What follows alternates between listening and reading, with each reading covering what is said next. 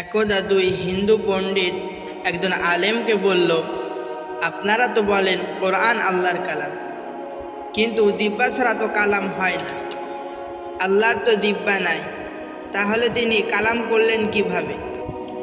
এই কথা শুনে উক্ত আলেম বলল, কথা বলার জন্য দিব্যার প্রয়োজন হয় ঠিকই, কিন্তু স্বয়ং দিব্যার কথা বলার জন্য কোনো দিব্যার প্রয়োজন হয় না। দিব্যা নিজ সত্তা বলে কথা বলে থাকে, তেমনি আমরা কান দ্বারা শুনে থাকি, কিন্তু কান তার নিজ ক্ষমতায় শুনে থাকি।